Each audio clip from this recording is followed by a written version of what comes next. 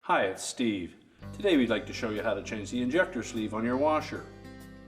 The injector sleeve on this style of washer is used to support the injector tube. Normally it would only be replaced if you have damaged it while removing the hoses, and it's an easy job to repair, so let me show you how we do it. Now before we begin this repair, the first thing we'll need to do is to disconnect power to the appliance, so simply unplug it. Next we'll need to remove the front panel and then raise the main top to access the part.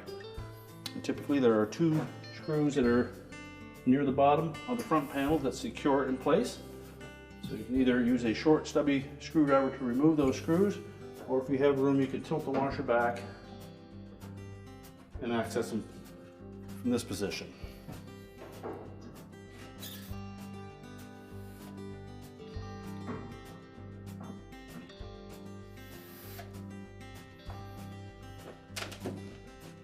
Now with the screws removed, we'll lift the front panel away from the bottom, tilt it, and let it slide down from the top. We'll set that aside. Now with the front panel moved, if we look up under the front here, you'll note that there are 2 3/8 bolts that secure the top to the cabinet. So we'll need to remove those next. Now if your model has a bleach dispenser on it, it'll also have this bleach hose on the left side. So simply pull that off of the bleach nozzle, just tuck that out of the way. Then remove the 2 bolts and secure that top.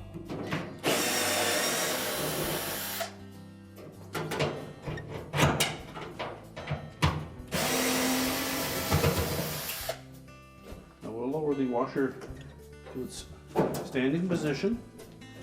Next we'll lift the main top and the lid, and that will support itself. Now to change that injector sleeve, you'll need to remove the clamp that the inlet hose fits on, as well as the solid band clamp on the back side of it. So you will need a small aircraft type or gear type clamp to replace that one. So we'll begin by removing the inlet hose to that sleeve. And this style of clamp, we'll loosen the screw, then give it a sharp wrap to loosen it, then pull the hose along with the injector nozzle out of that opening. Now if your model has the fixed band type clamp on the back, you'll have to cut that off. We normally use a pair of side cutters. This is a fairly soft material. Just use caution so that you don't cut the hose. And we'll just discard that.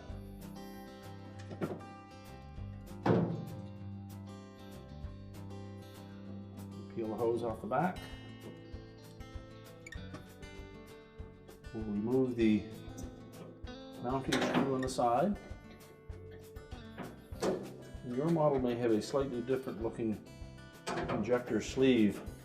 This is a newer style that has a little reservoir built into it to catch any residue that may drip from the end of the injector nozzle. So discard the old one.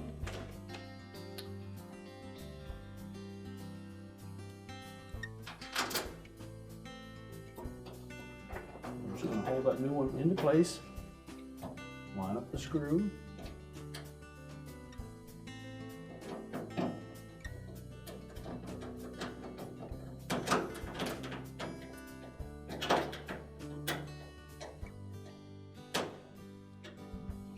Tighten it securely. Now while you have this apart, you should inspect this rubber nozzle. And if it's dried or stiff, it should be replaced, because that will cause that to leak a little bit in that area.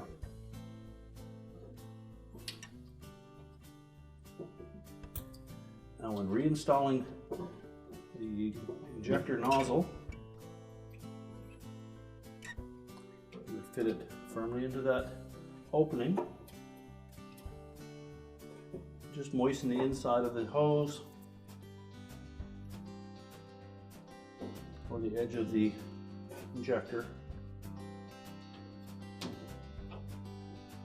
And then slide the hose into position. It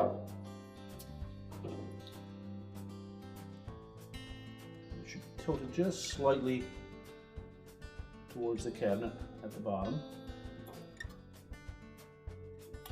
Position the clamp and tighten it. Now you'll have to replace the clamp on the outlet side. Typically we would use an aircraft or gear type clamp.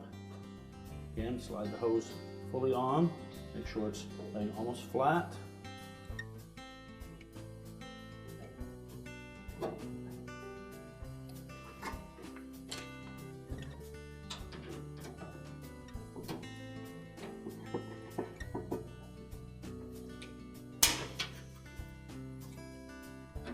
And then tighten the clamp securely.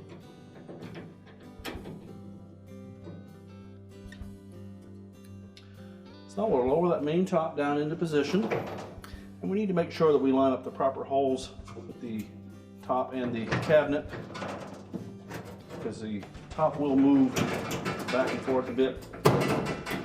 We need to make sure we have it lined up properly. We'll then reinstall the bolts. Now when reinstalling the main top on this style of washer, we need to make sure that we line up the proper holes for that bolt. Often there will be a larger hole in that gusset piece that is just a part of its manufacture.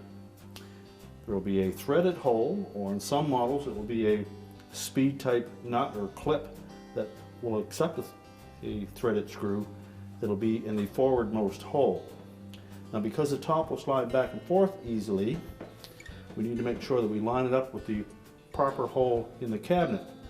And again, normally there are two holes in that cabinet, and we will be using the one that is closest to the front edge. So when we lower it into position, you may find that it's easier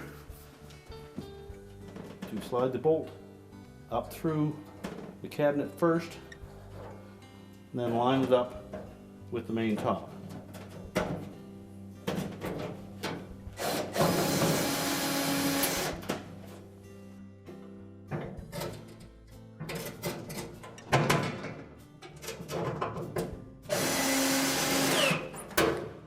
And then we'll tilt it back and put the front panel on.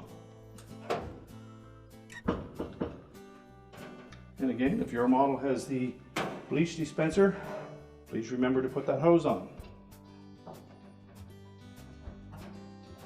Make sure it's fully inserted onto that bleach dispenser. We'll then take the front panel. We're going to engage those spring clips and under the lip of the main top. Center it side to side with a little upward pressure to keep it flush up against the main top. Just lower it into position.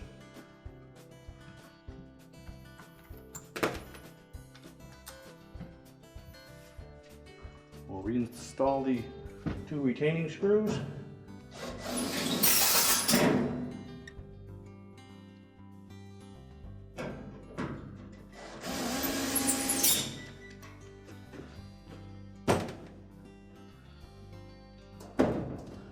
We're now ready to reconnect the power, and our repair is complete.